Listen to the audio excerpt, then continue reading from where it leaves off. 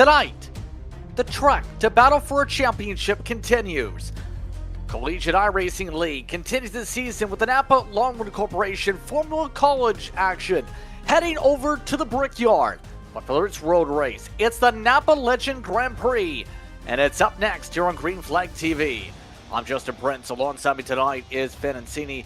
Dustin Ellis is our producer for this coverage tonight as we begin our next couple weeks of racing from Indianapolis for this series.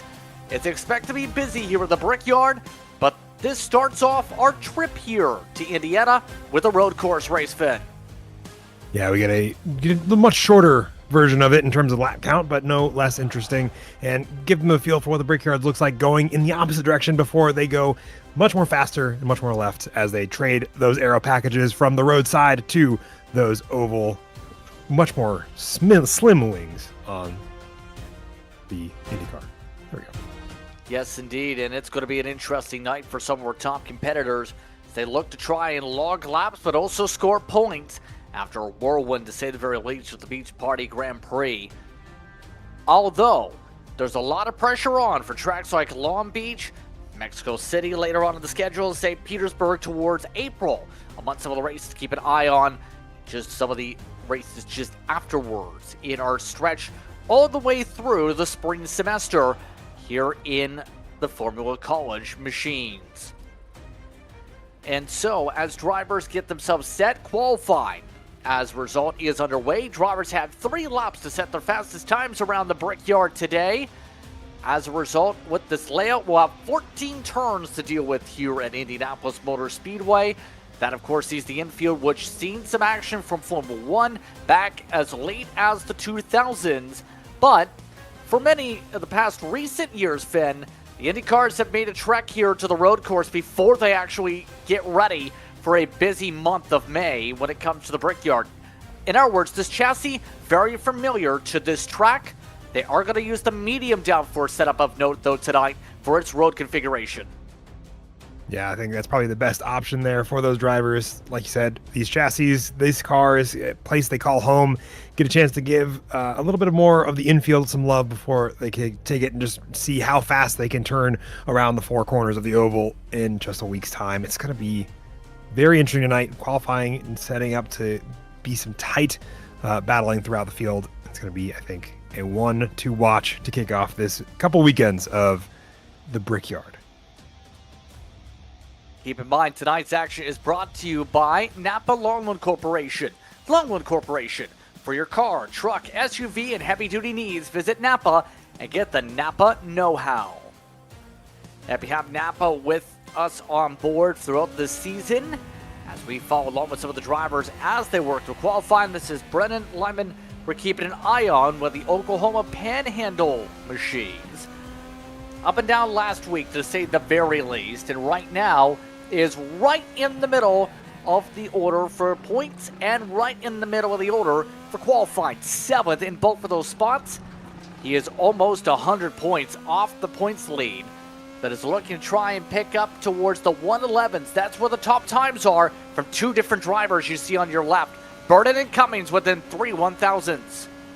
Yeah, both having fantastic qualifying laps to start. They have just put in, I think, their second of their 3. CJ Cummins taking as much curbing as he dares, bounces that IndyCar around the first couple of corners. So we'll see if he's able to dethrone or at least close that gap. And it's not a big one, but you only have 1 minute and 11 seconds to work with. It is super important to try to close that distance. Remember last time out, Nathaniel Fryman took the win from Ball State. The Converse University entry of Jake Cummings, he looked at the speed early, Finn, but multiple things happened. First, he spun the car. Second, he was on an alternate strategy and forgot to change his tire set. Then found out late, took the new tires, after crashing the nose on the old tires, by the way, still came away with the top 3. Man, I would have to say, especially with how this 3rd lap was going for him, I think he is going to have to settle for 2nd there. We'll see if Alex Helenar has a response here. And I get the feeling he'll be able to pull through a good result if he's able to keep the nose clean this time, or at least has learned from Miami.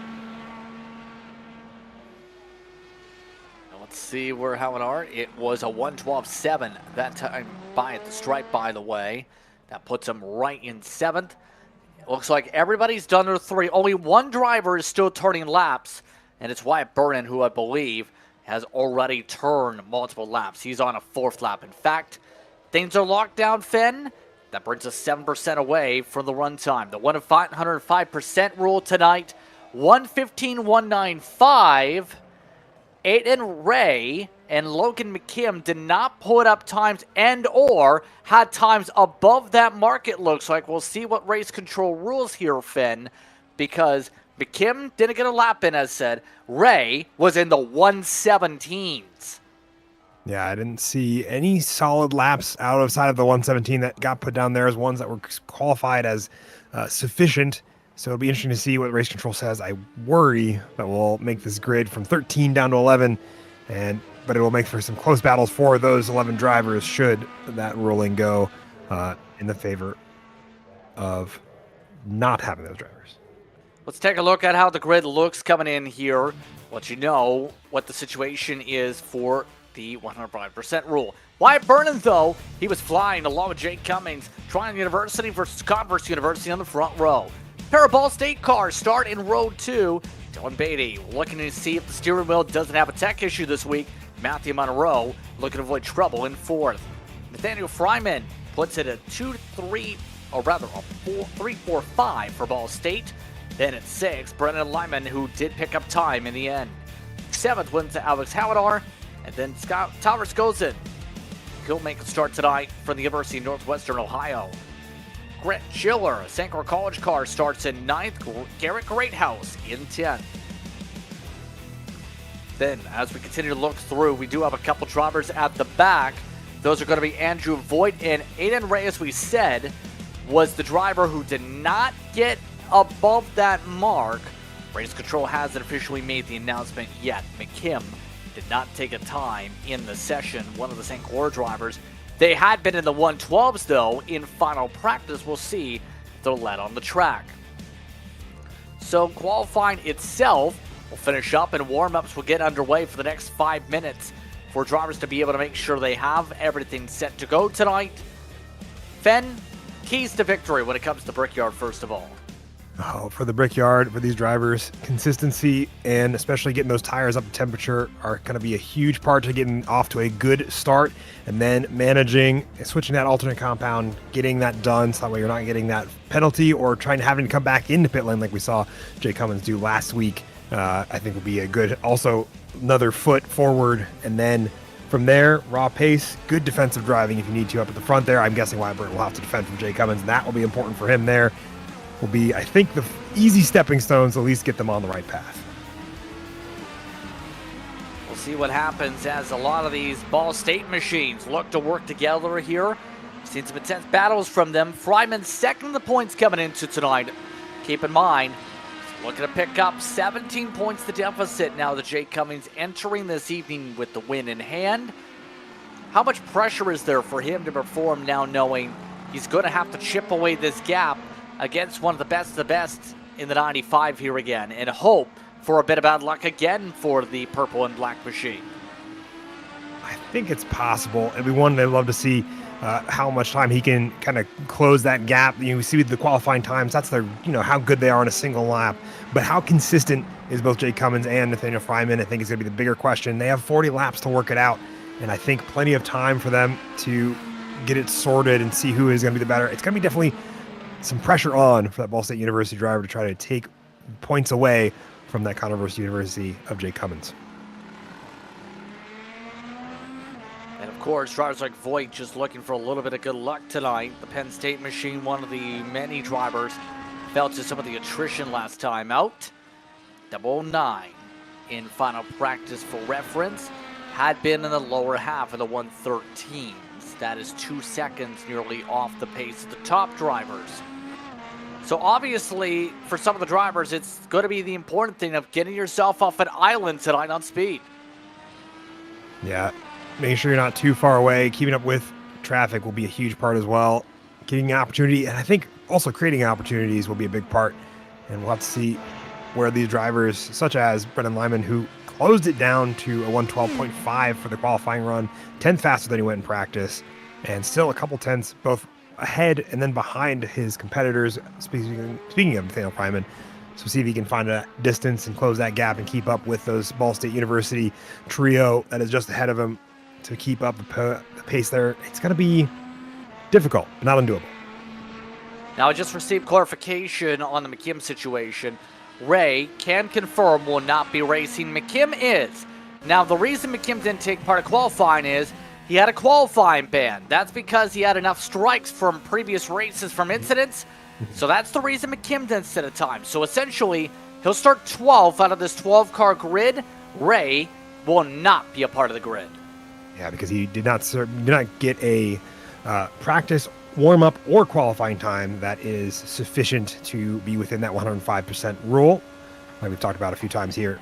But beyond just the qualifying lap, it is also, which is why we see Logan McKinn being able to race. He did set a 112.3 in practice, which is why he's doing that and then serving that quality ban, like you said. Yep. And indeed, we'll see how some of these drivers now fare out. McKim actually looks pretty solid, potentially for a top 5 pace. Wyatt Burton, though. A lot of fans cheering him on tonight. It was interesting to say the very least what we seen last time. Burton, mind you, coming in 4th in the points.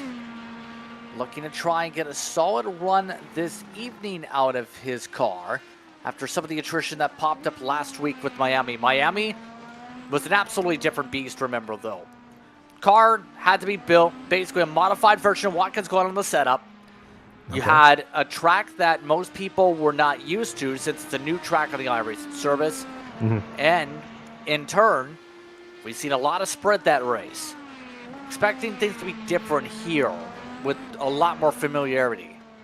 Yeah, I'd say it's much more likely that these drivers are a little more familiar with this track, and especially this track car combination, how often we see it in Indycar's year-long series as well as the weekly series for official racing. And for these drivers, no stranger to the Indycar at the Indy road course, Indianapolis road course, to clarify between those two machines and words of Indy that I'm using there.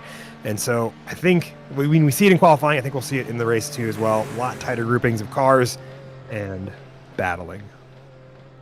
So as we get ready for the cars to jump onto the grid itself, let's take the opportunity to shout one thing on, because the CIL Indy 500 is almost upon us. Next week, 9 p.m. Eastern Time, one more driver will look to add their name to the list of drivers who have been able to kiss the virtual bricks of historic Indianapolis Motor Speedway, this track. Not only can everyone watch this race live here on Green Flag TV, but any college student or alum can enter this race. If you want to find out how to enter this event and win a share of the $100 prize pot, scan the QR code on your screen or visit CollegiateIRacingLeague.com for more information. And that race is expected to be big because a lot of people hearing are looking forward to at least making that start on the season. Fenn, should be a busy time for the 500 full race distance. Certainly full race distance, a bunch of individuals. I've been keeping an eye a little bit on the kind of rumors and rumblings. Going to be a busy grid, and I think it's going to be a great way to kick off that IndyCar series with full length, 200 laps around the Brickyard and plenty of opportunity to make your mark for those drivers when we go out next week. Again, be sure to go to CollegiateIRacingLeague.com. Join now. As long as you've basically graduated school or you're in school, you can make sure to put school to your competitors and have them learn what it takes to beat you. So the cars are rolling by the way for our starting grid as drivers are now pacing themselves around here at the Brickyard for our road event for the NAPA Legend Grand Prix. Who are you watching out for the most here, especially knowing how tight the qualifying run is and knowing what's at stake for the standings? With what's at stake for the standings, keeping an eye really on this top 5 battle. Nathaniel Pryman at the back of that, second in the points there, has to close that gap to Jake Cummins up in there in second. Wyatt Burton, who's in 4th overall, in first tonight. See how he can defend from the rest of this grid with only 3 thousandths difference between them. I think my eye is going to be on these top 5, see how the Ball State University drivers work together or work against each other, and see where the rest of the pack excites and adds to that mix. It's going to be at least a very busy opening lap. Remember, for Wyatt Burton, important race for him to pick up ground in the point standings. He has 92 coming in, 51 back of Cummings already. How things win on the oval side. Keep an eye on him to keep himself up at the front here today, to try and chip away at the 95 as much as possible. Alex Hallinar, third in the standings, coming in, is 38 points back. He's the highest of the alumnus-based drivers. Voigt is second in that category. Any Eric Keys you're keeping an eye on, because it's 40 laps the distance tonight. Keep in mind for this evening. And don't forget, we've already seen tire compounds be a conversation from last week with already one driver having issues with it. See what happens with the compounds this week. Already about 50-50 split on primaries versus alternate. Yeah, I would say a 50-50 split, because I think it's going to be a pretty close 1 to 2 stop race for these drivers. My guess is probably going to be leaning almost towards the 1, with the number of drivers that have that alternate compound already on, trying to find good pace there, and then having the ability to just kind of swap over to whatever one that they're not using right now and then carry that to the end. I think that'd be the plan for all of these drivers. So getting to see how that pace will change for these drivers between those two compounds and see who makes what ground with each one, I think will be a fun piece to the puzzle, the pit lane strategy we have going into tonight. Happy to have you with us here on Green Flag TV for tonight's coverage of the NAPA Legend Grand Prix and the CIL NAPA Longland Corporation Formula College. Fourth race of the season, ready to roll here from Indianapolis Motor Speedway. The iRacing safety car peels on off, just waiting for the word on when they can hit the gas pedal. Special paint scheme for Wyatt Burton tonight. American Legion look here on his 26. He'll look to get the jump on the field as they make the way down the front straightaway. Green flag is out. We're underway from Indy. Already Hallinar with a good start. He's looking 3 wide. Poor start for Cummings. Already to the back end of the top 5 for a moment. A set on the outside. Dylan Beatty couldn't make it stick into the opening corners. And we have trouble. Nathaniel Fryman's been spun. Broken wing for Matthew Monroe. Grant Schiller going to the grass. Chaos in the heart of the field, but the front runners are still stacking up with a 44. Yeah, but there's going to be Logan McKim as well as Matthew Monroe going to get into it just beyond that. And I get the feeling Nathaniel Fryman getting to walk away with that one pretty unscathed, which is quite nice. But that kind of opens up a little bit of the mid-pack here as people have kind of checked up to make sure that they don't get added to those incidents that have happened earlier on. And will make for a bit more chaos as we keep going forward. So Beatty got a great jump, to say the very least. Cummings down to third, was able to move back. We have investigations underway between the 23 and the 44 for incidents here.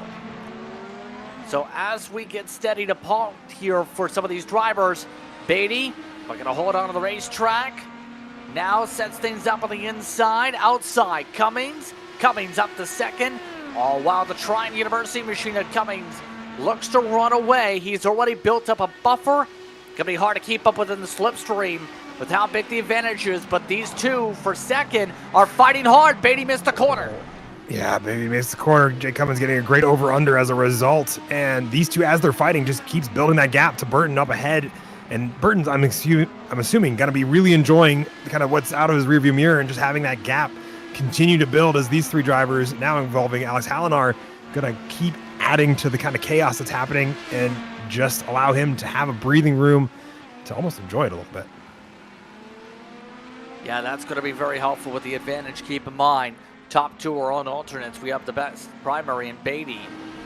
Alex Hallinar is also on the alt, on those red wall Firestones. Already a couple laps in coming through this time by. And the difficult thing going to be for some of the drivers here, setting on up, because remember, this pack's been split on up with one of your top drivers at the points having trouble with a fellow Ball State car.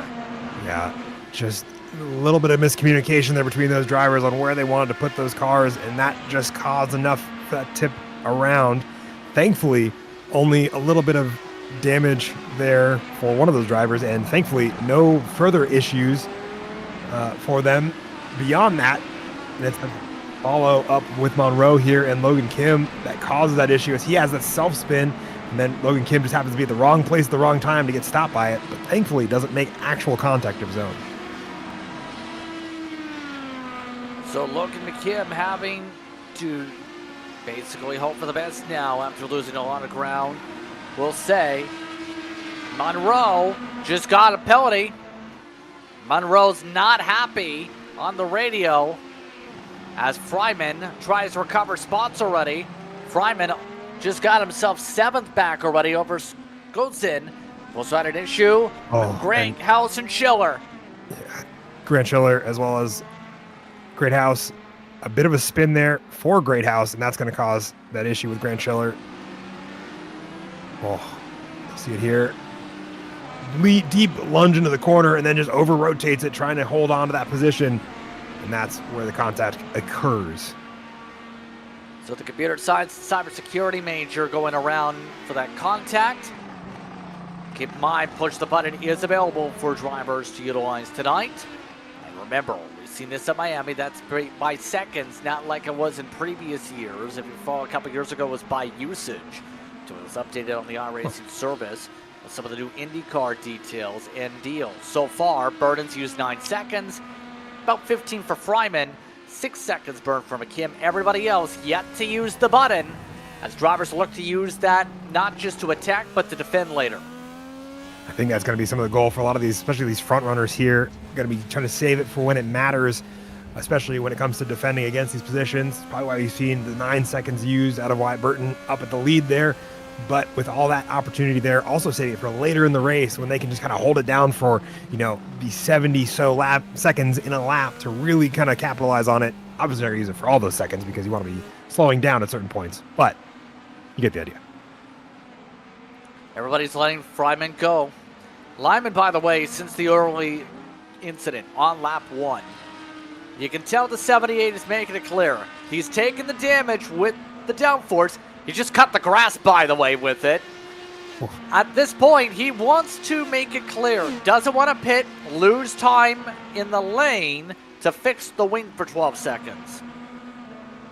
Yeah, especially if he isn't able to make it to the end with where it is now. And I think that's going to be the call there is when that pit window finally opens and allows him to kind of come in without having to come in extra time. Schiller's in the same deal as Greathouse drove on by. Greathouse, even with the spin there, his side pods look okay, but he just got a black flag, so he'll have to come down anyway. And that's for that incident there. The problem with that oversteer causing a collision, and that's going to be a drive-through penalty for that black flag. I can't imagine he's going to be any more pleased than we've heard some of the other drivers, and see when he comes to serve that. Now, one thing to note with the strike system, keep in mind, this was clarified for some of the drivers with the incident, that as the season totals build up, it gets stiffer and stiffer, the punishments essentially, where the penalty report add things up accumulated for those races. Once you hit those strike thresholds, you get penalties. We've already seen that from McKim. So a couple drivers like Greathouse who had some issues in the start of the season may very well be adding to those troubles with the way things are looking. That being said here, leads to 1.7 seconds. Jake Cummings has so far maintained a 1.8 second buffer to the next pack. Jake Cummings kind of building his own gap to where Dylan Beatty as well as Alex Hallinar currently working their way, trying to close back up. The tire difference for those two, I think, going to be something we'll see that gap kind of almost ebb and flow back towards the way of Beatty, when they do these tire compound swaps at during the midpoint or so of this race. And we'll also see the pit strategy, I think, play out a little as well, because I'm sure he'll be wanting to swap onto those alternate tires as quickly as possible without having to come back down the long pit lane here at Indy. Fryman, by the way, continuing to charge. He's so far been let go by just about everybody he's reached so far. Even with the push of the button, though, very minor speed difference. Not get enough of a distance built up to close up for the pass this time. so far, very respectful racing, knowing the speed difference with the 23 compared to some of the others he's racing against. Yeah, very respectful. I understand because, they saw where he started this race, and knowing that and really not wanting to hold him up too much, allow him get back into the fight here. But we'll see if Andrew Voigt's going to be as kind and using the push to pass, but doesn't really have the good corner exit that would really, add to the push to pass. Past couple of times I've seen him use it. And so it's kind of been this thing where he just gets to be able to catch back up to the rear end of the car in front of him, but then still has to figure out how to get around him again the next corner. Yeah, this time he's not getting the give or take. Voigt's making it hard on him. Plants in the middle of the track, nearly gets ran over. Voigt does not want to make it easy on Fryman here. The Penn State driver is building a wall, but that wall may be about to crumble. I would have to imagine, especially with how that car almost caused an issue here in a moment. I think that's where we see him, I would say lift, but I don't think it's quite what he's aiming for. Either way, I think Nathaniel Fryman able to kind of squeak his way through. They financed in a county major when he was at Penn State. Not making it easy on the 23. Fryman now in the top 5. Come up to close lap 8 this time. Both are on the button. Keep in mind, Voigt using the button really for some of his first times in the midst of this fight. Nothing doing with the push to defend. Fryman has used a lot to get there. Beatty, meanwhile, holds on to third. He has now fallen back another 10th or 2 to second. And you gotta think the 20 has to make sure there's no tech issues. Test everything. I don't know, send it to a repair shop, your steering wheel. 2 races with hard collisions with steering issues is tough to come back from in the points. It is tough to come back from in the points. Not impossible if there is incredible amount of consistency within the rest of the season, but I think it'll take a lot. And then also really, really making sure that those technical gremlins have been sorted so you don't get back into the situation that you're trying to, desperately claw your way out of. Yeah, the architecture major just hoping for a solid run tonight. Does have Hallinar trying to find a way to close up. Last time, though, he was quicker than the 057 by 0.3 of a second. So everyone is spread apart on the racetrack here and should see pit stops, you would think, around the midway point based on what we've seen in Miami, if not just afterwards. Remember, the alt tires should come in a little bit earlier than those on the primaries. They're with the tire wear ban. So far, that tire wear, for some of the drivers in the primaries, it's only a 10th or 2 for those that are in the mid-pack. At the front of the field, on those on the alts, though, you're talking more so near a 1.5 seconds, 2 seconds already. Yeah, I definitely want to use alternate tires wear a lot faster, and I think it's one we'll see kind of how that's, again, the pit strategy, swapping between those drivers that have the primaries versus the alternates and having to come in at different times as a result to make sure they don't lose too much time after those tires are worn out versus what they could get on the primaries. And I think that's kind of where we're seeing them kind of see how the wear is going, see where they get to the point where they're at, where they need to come in for these alternates and then, or come in to take off the alternates. I'm guessing that window is pretty darn soon based on the amount of time that we're seeing a couple of these drivers lose here up at the front of the field. But multi-class traffic also causing a little bit of it, I say multi-class, but lapped traffic, I think, isn't really helping things. That's why Burton has found himself right behind Greathouse. All while Hallinar continues, just races pace right now. For Hallinar, we talked about him in a decent spot in the points, went to Binghamton University. So far, keeping things pretty steady, no troubles here tonight. It's one of the many drivers that picked up some incidents, but still came away with a solid points day last time out of Miami.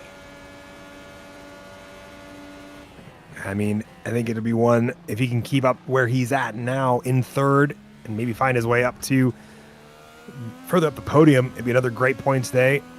And just having the consistency there to get into it, I think will be pretty stellar, but he has the alternates on now. We'll see if he can keep up the momentum once he's back on the primaries, and how that gap between him and Beatty, who is the bottom step of the podium, how that evolves as he gets onto the alternates instead of the primaries.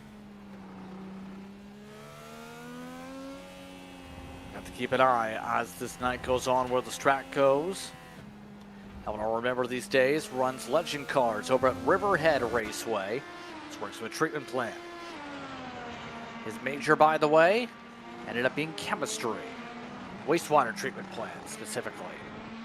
So, as we look around, how are things going for those with the wing damage? Well, you can see the 78 is making it clear the pace is big difference. Already the gap down to half a second as Lyman continues to bleed time. And there goes a spot to the inside. Oh. It's an intense look there. One that gets done pretty quickly. I would say no matter how much time you bleed, I think you got to have that opportunity here soon to come in without, losing too much time in the pit cycle, because we're already a quarter of the way through the 40-lap race. I wonder also if there is, maybe he doesn't quite know that it's there yet.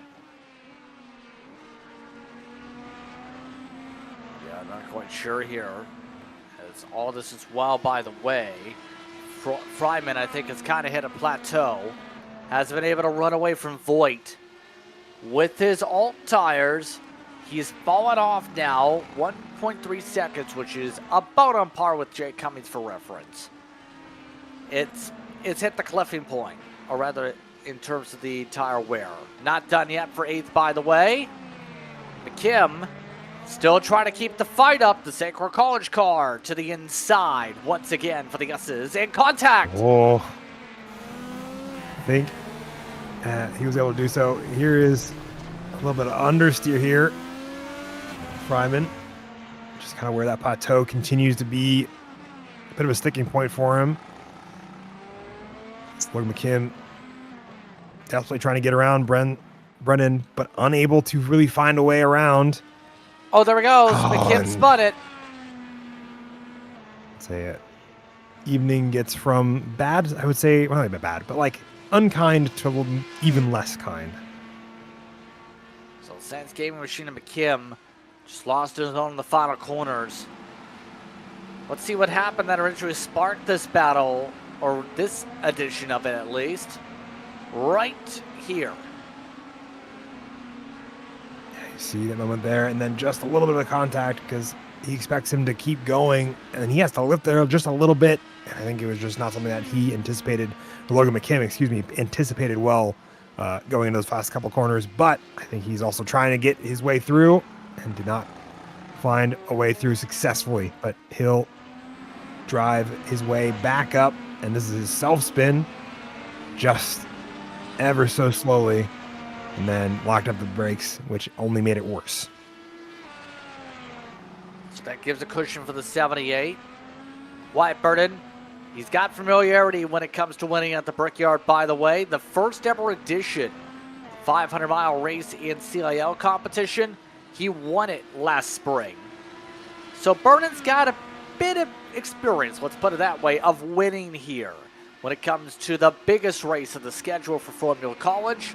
Question is, can he try and do it again here with a lot that's changed here for 2026? I'd say he knows the track well when it comes to the wider parts of it, but does he know the infield equally as well? The answer so far seems to be yes, but we'll see how the pit strategy changes up things. He's losing a little bit of time some laps, and a couple laps where I think Jake Cummins has just the ever so smallest of not quite hitting the apex as quickly as Wyatt Burton did. The gap reopens to where it was before. We kind of see them still sitting around a second and a half, a little bit under now, but not a big gap margin that is rapidly closing or opening between these two. Yeah, they've stayed relatively on par with each other all day long so far. So we're quickly approaching that point of pit stops for much of this field. Everyone, by the way, has been relatively spread apart here in regards to the situation as Burton just used the button up front. The 78 Still holding on to a 1.7 second cushion over McKim. Looks like he's comfortable using the button. Pit road entry is pretty interesting. Hearing though the 78 did have a lockup in the previous corners. Look at this. Burning up the right front. Oh, yeah, just caught it off guard. Didn't catch it in time, but thankfully kept it out of any serious damage.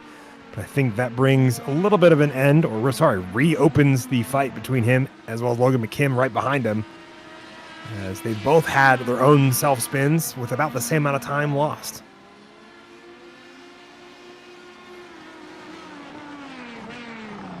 Yo, no! 78 with a huge lockup this time. It's getting worse and worse. Those alts are just getting destroyed. Yeah, they were overheated from the last time he spun, late in the brakes there, causing it just to get even more overheated. That plus the downforce loss, I think, is just adding to kind of the problems that car is having. And I think you'll see it here, just tries to make it to the corner and has no way of getting it done in time.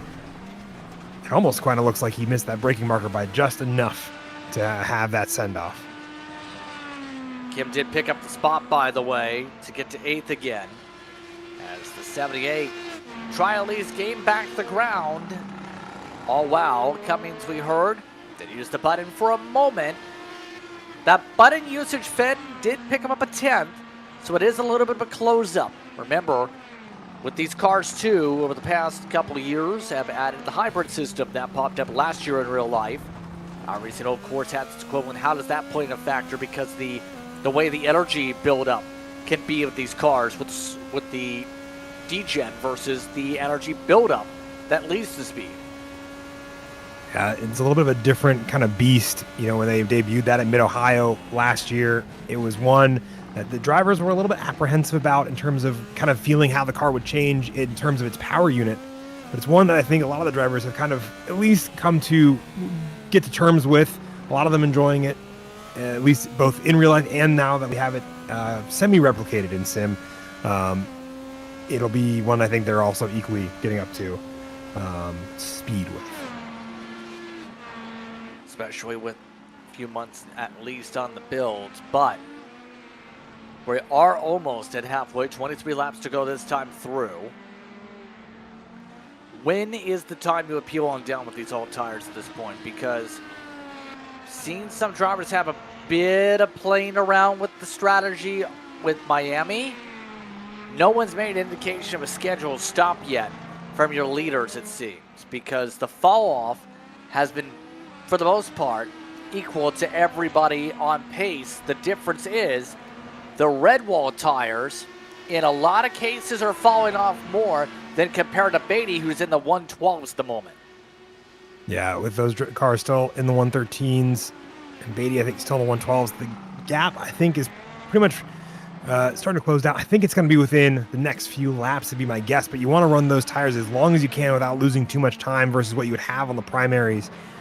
And so I think we're at that window where these drivers are starting to lose more time than they could by coming down a pit road and getting the primary swapped on. The alternates, kind of the opposite strategy you kind of want to have is, you know, you want to get off the primaries as fast as you can to put on the alternates, so that way you can go faster. But you also want to do that in such a way where you also don't run out of tire there and then have to switch back to a set of primaries at the end of the race. Beatty, as said, doing a good job on the close-up here in the midst of all this.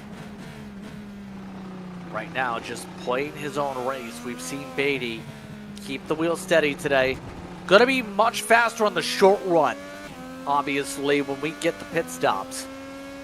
That's going to be very beneficial to a driver that's now looking solid on the long run. Going to be hard for the defense later, but the offense here starting to really pay off here right about the window. By the way, Cummings has now entered the draft range within a second.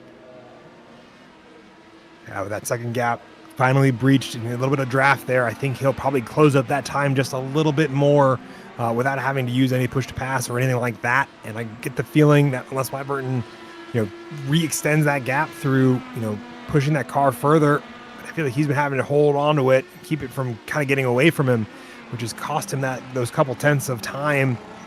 We may see the gap kind of start to close up a little bit further. But Jay Cummins has to be consistent behind him with that spin that he's had last week.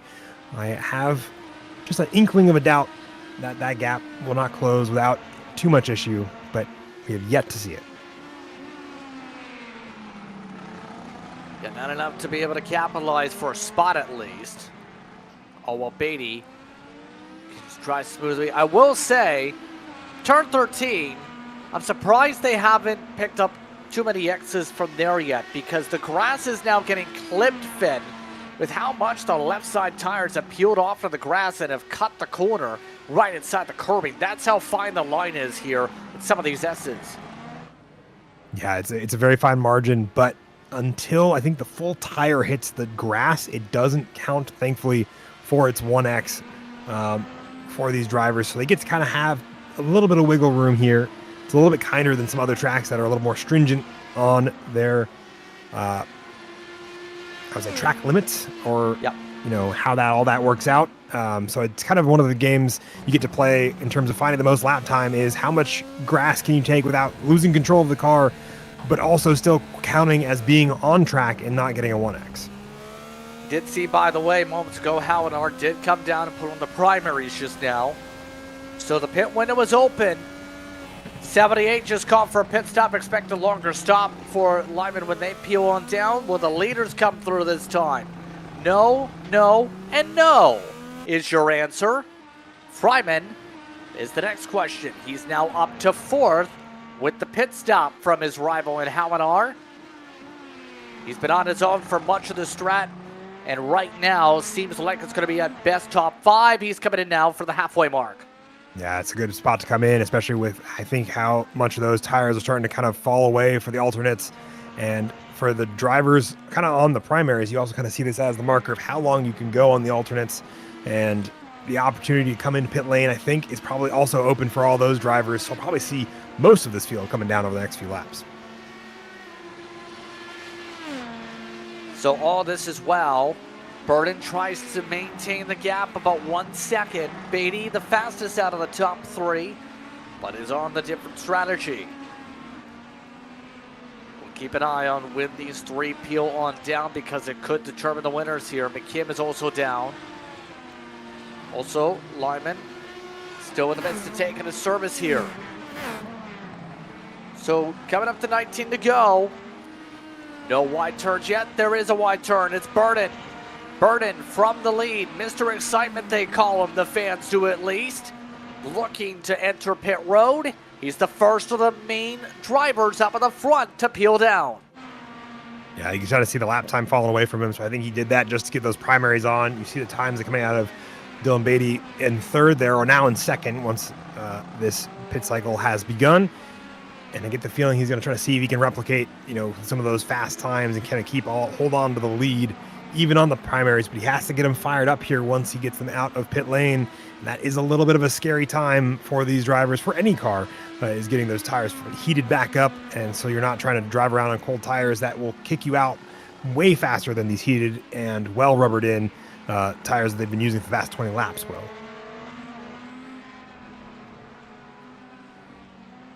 Absolutely.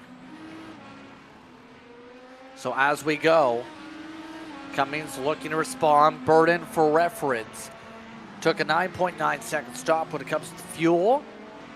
Beatty all over the rear end just about of the 95. And it looks like they will both come down. Beatty cut through the grass a little bit. How much time does the 20 pick up at the cone? He'll try and get it all. Nearly hit him.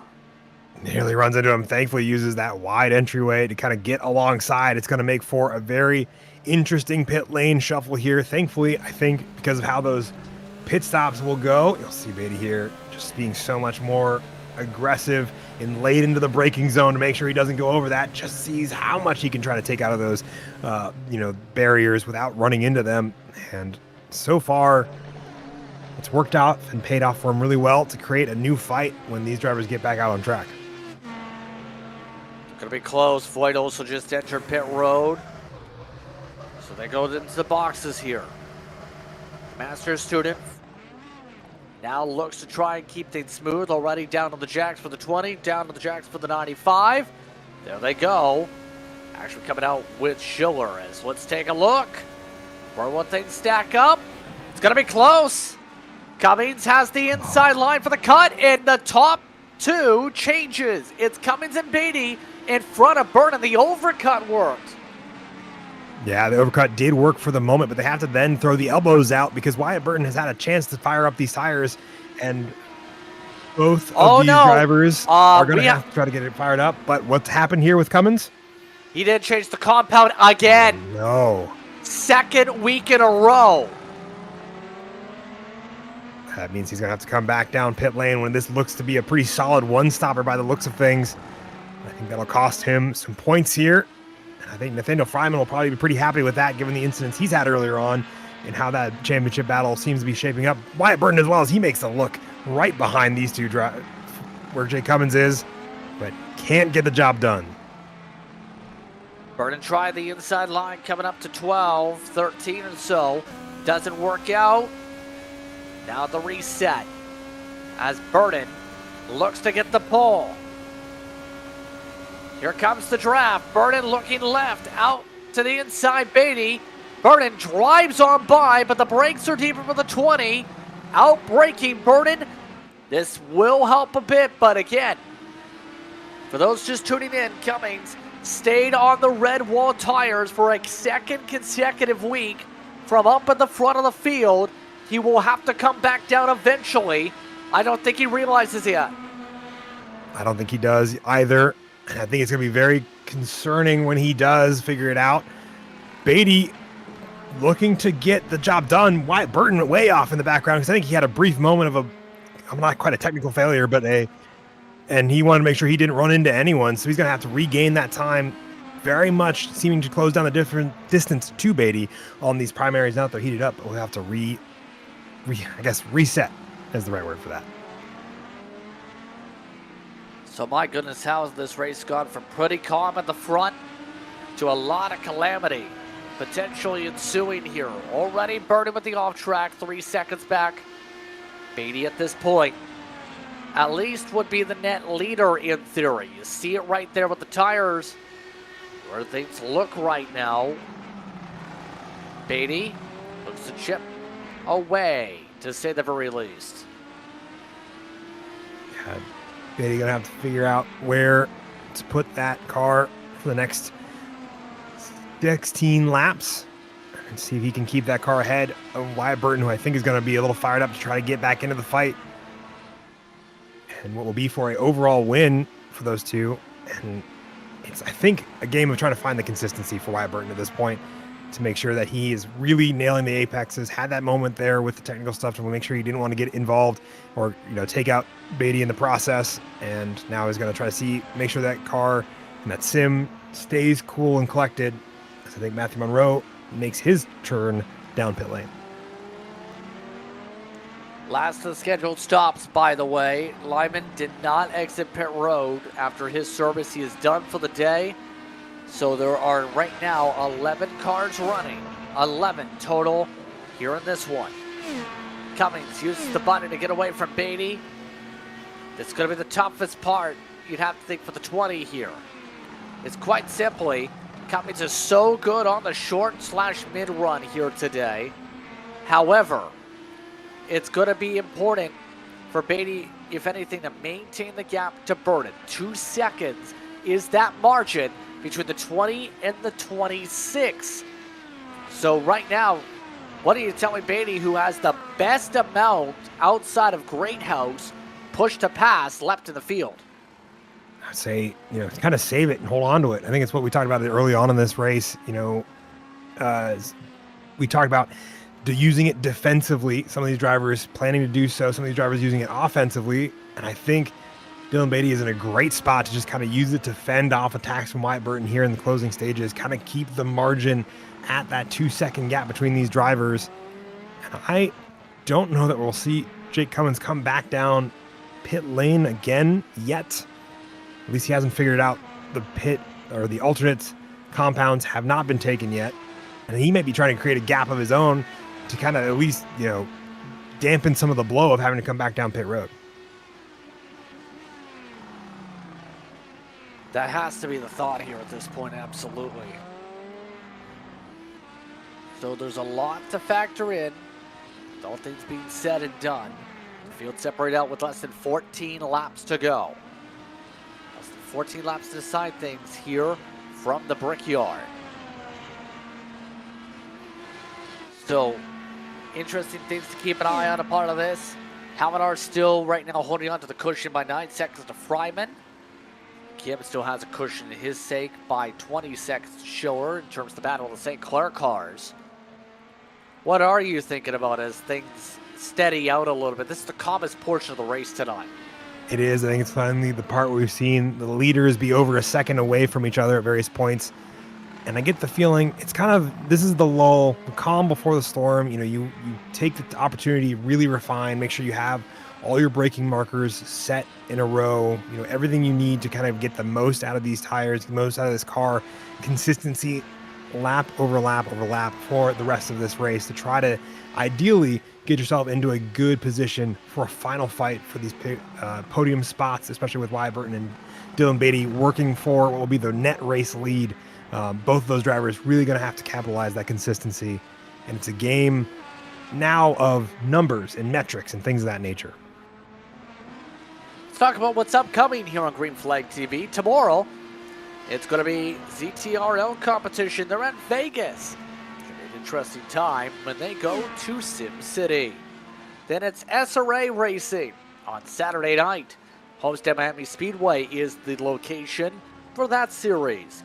Cyber Series, meanwhile, goes over to Daytona as they look to try and tackle cyberspace. CIL Cup action goes into play on Monday, where they will be racing at Kansas Speedway, a 1.5 mile race. To look to see who's the best of the Cup cars. Speaking of cars on ovals, High Tide. It's the cutoff race to see who races in the chase. It's at Chicagoland to determine which of the 12 drivers will battle for a championship. That'll be on Monday.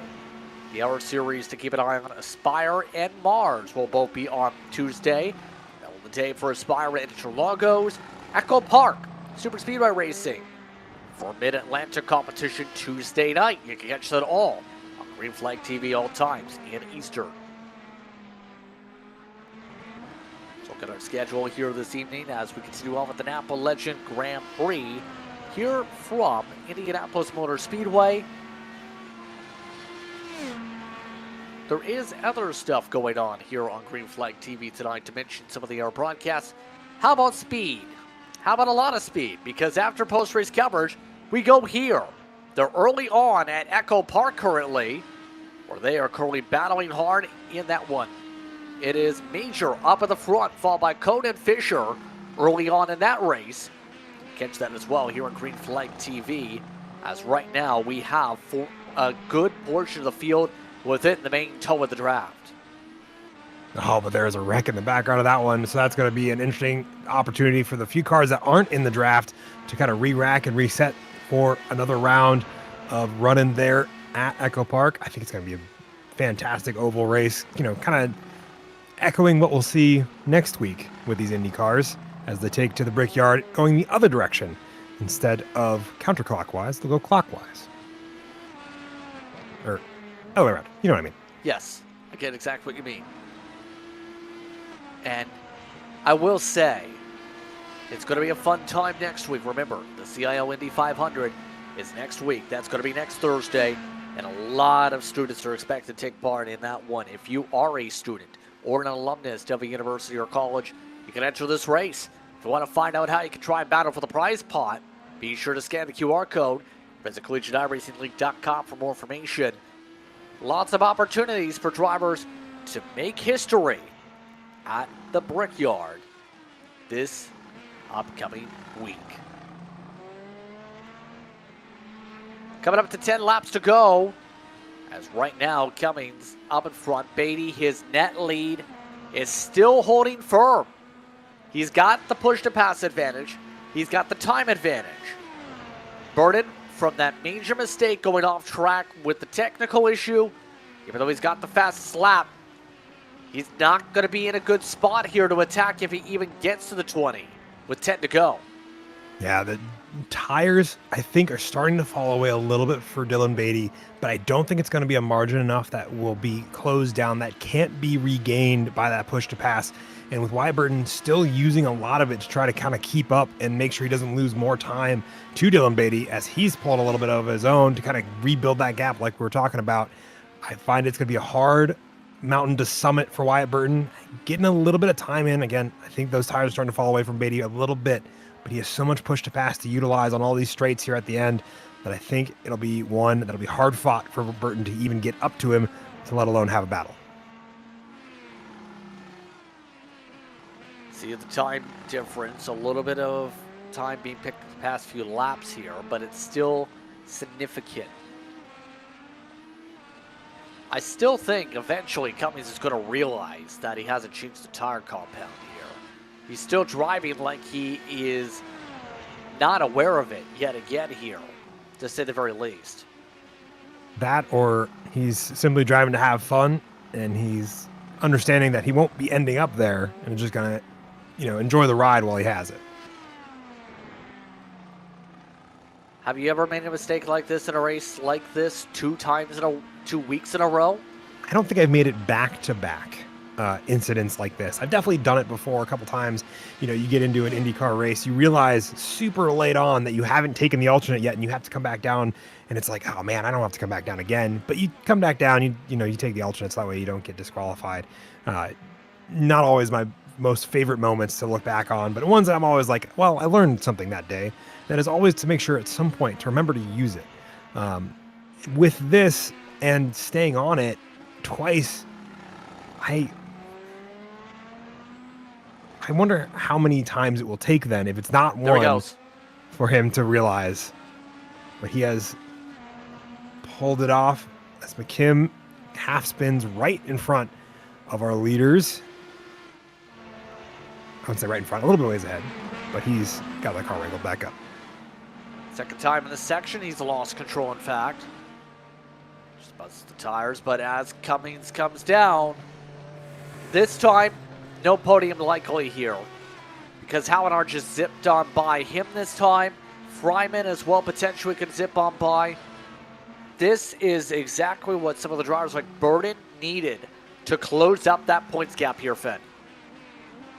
Yeah, it is a really, I wouldn't say perfect storm, but a very fortuitous one for these drivers to kind of get their race championship hopes back fired up, with Wyatt Burton being 4th in the championship coming into this week, getting the opportunity there to kind of capitalize on it. I think we'll make the most of it while the sun is shining, and hopefully take that, as well as maybe another successful CIL 500 next week, to kind of keep adding to the bank of points that he needs to kind of surmount to end up at the top step of the championship podium here at the end.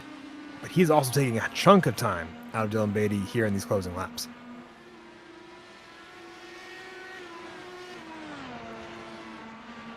Closing laps here. Burton has asked on the radio, can I pass? Logan McKim immediately pulled to the right. Good sportsmanship. That's how much the 26 is focusing up now that it's going to be for the real win. The gap, 1.6, 1.7-ish seconds between first and second. Right now, Beatty needs to keep a steady wheel, hope the wheel doesn't fall off. He's already using a lot of that push to pass. He knows he's got to use push to defend. Yeah, and that's what I think he's been waiting for this entire time, is to utilize it to keep ahead of Wyatt Burton, and so far has been doing so pretty successfully. Those tires hanging on for, wouldn't say quite dear life, but definitely starting to show some of their wear in some of the turns and stuff like that, where it ends up being a little bit slower. But with how much push to pass he has, he can just keep reopening that gap, and eventually Wyatt Burton will run out of the same. And then with the primary tires, I think he'll be a little bit slower still without the push to pass, excuse me.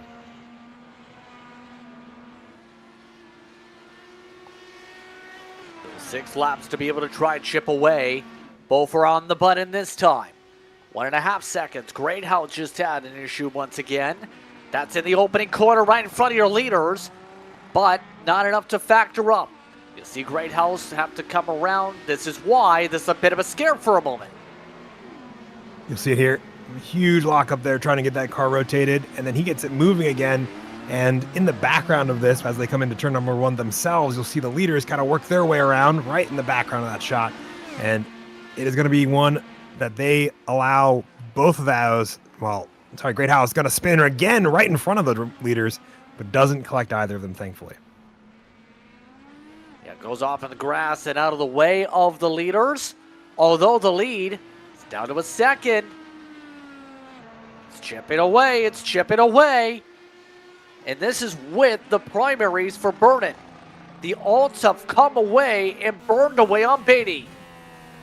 Yeah, I think that's definitely the case there. And I get the feeling with the push to pass is going to be the one redeeming grace that Beatty has at this point, with only 5 to go to keep this car ahead. And I think that lap traffic having a spin right in front of him really cost him a little bit of time there. In the draft, you see him trying to break it, is also only going to help with reel Burton back into the fight here in the final few laps. Yeah, Burden needs to find a way to go as quick as possible here to take this away, because he's not going to have a lot of push to defend to work with. Look at that, though. He's got the pole. What's the straight line speed going to be? It's about dead equal as they make their way through the infield. Later on the break, better arc for a moment. Missed the part of the corner, though. Yeah, it loses a little bit of time there. And then it kind of, if you don't set up these S's right, it is a little bit of a give and take for the drivers there to make sure they work their way through the S's. If you lose kind of the rhythm there, you end up going a little bit slower. And while it didn't slow him down too much, because you see he is right on the gearbox of Dylan Beatty right in front of him, it was enough to kind of keep that gap at a few tenths to almost half a second. But Dylan Beatty, I think, going to have to really leverage this push to pass to keep ahead. You look at this. Burden's looking outside. Here he goes. Beatty tries to hug the inside. Who will make it stick through 2, though? Beatty covered him off and covered off the wing. The wing gets shedded off. Burden without a front clip with the right side of the front wing. So Burden with damage, significant wing damage late. Yeah, that's going to be really impactful on a lot of his high-speed corners. Just, I don't know if there was a misunderstanding of how that car was going to slide across because of those tires. Dylan Beatty, however, is going to have to defend now some more, as Burton is undeterred by the missing front part of his front wing. You'll see that just right there. I think netcode really helped with that, because that car did not look like it made a whole lot of contact with that front wing. But the front wing just kind of fell off like it had been just unclipped from the rest of that nose. So now Burden has a major issue for the next 3 laps. Look at the time difference. Burden just lost his chances here. Hold on. Warning. 20 for multiple reactionary moves on the straightaway. Now, this could get interesting on if there's anything that pops up because of the wing part.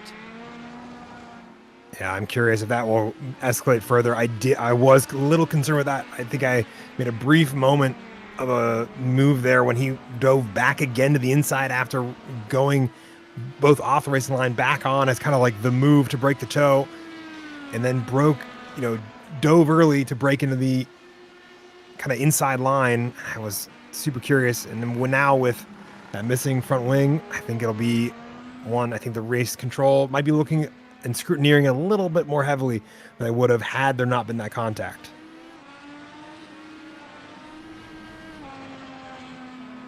So apologies over the radio from Beatty, as I think he's realized what it is. Let's take a look at this again.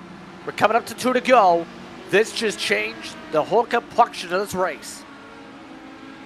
I see him weave back towards what would be the outside line if we were on the oval, and then back in now, kind of clips that front nose of Burton as he slides across to try to kind of hold on to the front or the inside line. And I get the feeling it's one he's at least acknowledged and apologized for, but it doesn't take the amount of time lost here out of Burton's final few laps with 2 to go. So Dylan Beatty going to have this one, albeit controversially, as long as he doesn't make any mistakes here. We've seen crazier things happen, though, for the last lap dramas. Right now, Beatty holding on by a second and a half, 1.6 seconds. Still a great points haul for Burton. Another look at what happened to spark the wing. Yeah, you see him just slide across. Doesn't really leave a whole lot of room there. I gotta imagine he may have just got the spotter call that he was still alongside in time. We'll have to see. Coming up to the white flag this time. Great House now out of the race, by the way. That means 10 will end this one. So, here we go.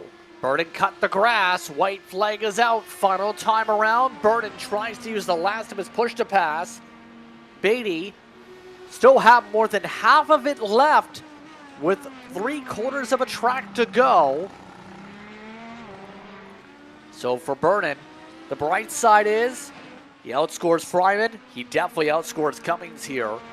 Beatty, no wheel troubles. This is huge for him, at least, for the points. Yeah, it's a great way to start off kind of a recovery drive. I'd say maybe this drama, hopefully not a sticking point in that championship conversation later on down the road.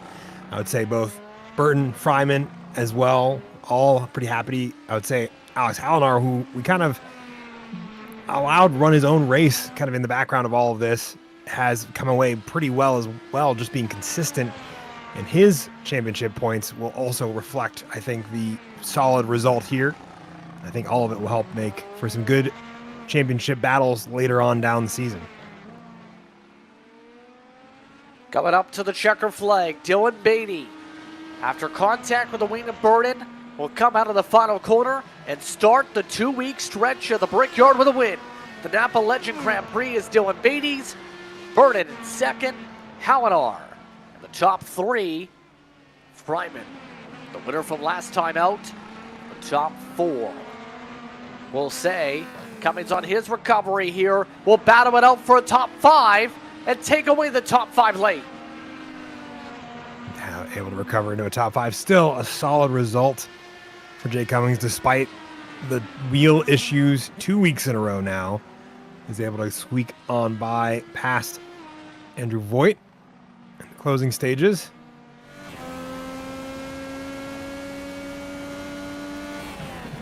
Look at this on the send from side by side. Door was open. Takes away the door. Door was, I think, cracked. He put his foot in there and kept it open, but absolutely did not lift at all. So Dylan Beatty will take the celebration here today. His first win on the campaign. He's able to get the job done here after some dramas pop up. Let's take a look at the results. Beatty gets the win, 1.7 seconds. Hallinar in the top 3. Fryman and Cummings get top 5s. Voigt, it goes in on the lead lap. And Kim Schiller finished laps down with Matthew Monroe 3 laps down after incidents and penalties. Your DNFs are Great House and Lyman. And it was a disqualification for Aiden Ray today, as he did not reach the 105% rule. He did not get the permission to start. Look top to bottom at your running order for tonight's action for the Napa Legend Grand Prix here on Green Flag TV. Just waiting for drivers to be able to populate and join in on the conversations here. Fed, your thoughts on what we've seen, especially with the drama late? The drama late, I think, will probably be something we talk about this week, and hopefully it is put to bed and left alone for the 500, and will not be something that I think we talk about much longer than maybe this week, maybe into the next road race should the time come. But I get the feeling most of this race, a pretty fantastic one about consistency and good race pace, giving everyone, I think, solid results despite the incidents that happened earlier on as well as later in the race. For these drivers to get some good points finishes in their championship standings. So I think the drivers are just about ready. I think Beatty and Burton are the least trying to discuss the situation going on. Give them a few moments here. So let's go in reverse here today, because I think they're in the midst of conversation. Hallinar We'll get to conversate with him to start things off tonight. Alex Avanar, you get yourself on the podium today. No drama, no crashes, nothing like that. Calm, simple day. What would you say? I would say so. Lap 1 was key. I started 7th, and by turns 2 or 3, I was in 4th. And at that point, it was just a matter of running my own race on the reds and on the blacks. I feel like I had a good first stint. The second stint, I just couldn't get the tires hooked up. Kind of came along towards the end. I know the top 2 kind of damaged themselves, and I kind of caught back up. But could have maybe gotten more out of the second stint. I'll take 3rd. I definitely wasn't the 3rd fastest driver. So overall, how was the feeling of the setup here on the racetrack tonight with the medium downforce set? I don't really know what a good setup would feel like. It was drivable enough for me. I was able to play with my bars. I kind of was struggling into the corners, but I think that was not really a setup issue. It was more of a nut behind the wheel issue. So on that note here, next week is the big one. 200 laps, 500 miles. Racing at the Brickyard for full distance. How do you feel about that running coming up on the schedule? Well, I know it's going to be late. I'm definitely going to take some sort of caffeine before that, make sure I'm awake and aware for the whole 500 miles. Depends on the car count. We could have some long runs, some weird fuel strategy. It's going to be an interesting race. We'll see. We'll definitely get some practice in during the week, and hopefully I'm talking to you next week. So on that note here, anyone want to give a shout out to after this one? I just want to give a shout out to the usual. My dad got me into racing to begin with. I want to thank you guys in the broadcast, and I want to thank everyone that runs this league, whether it's the stewards, the race directors, ownership, everyone that keeps this league running. There's a lot that goes behind the scenes. I don't think they get a lot of appreciation, and without them, we would not have a place to race. Congratulations to the podium today, Alex. Alex Hamanar gets himself on the podium here today. Second spot went the way of Wyatt Burden. Now we'll have some conversations as Burden joins the broadcast booth. He's with Finn. Wyatt Burton ended up in second today. How were those final laps, and how is that post-race conversation happening? It's been fine. Me and Dylan are good friends, so we'll talk it out and we'll see how it goes through the penalty report and everything. It was super, super light contact. I think I was just not quite given enough space, but it was very, very light. I was kind of surprised it gave me damage, but with the tire advantage that I had, I'm pretty confident that if that didn't happen, I would have been able to get around him at some point before the finish. Certainly, it almost looked like netcode from a couple of the angles that we saw here in the broadcast. So, unfortunate way to end that. Rest of the race, though, pretty solid, pretty quick. How was the tire plan for you? I really just knew I did not want to start on the reds because they fall off about a second after 5 or 6 laps or so. So really, I just tried to go as long as I could on them and still maintain a gap to Jake and Dylan, and then switch on to the primaries, and knew I would be good from there. Fantastic stuff. Well, we've gone, I believe, clockwise around the track. Next week, we get to go counterclockwise in a bit of an easier fashion. Are you looking forward to getting back to the 500? I am, absolutely. That was my first CIL win last year, was our first edition of the Indy 500, so I'm looking forward to trying to defend my title. Well, I hope we get to see you back here with a title defended next week. Any other shout-outs, things we missed that you want to talk about, things of that nature? I'm going to give a shout-out to my parents, as always, and I was on tornado warning since 7 o'clock, and we had the sirens go off twice. So welcome to Indiana. I was asking if we could have 30-mile-an-hour winds for the race today, so it was realistic.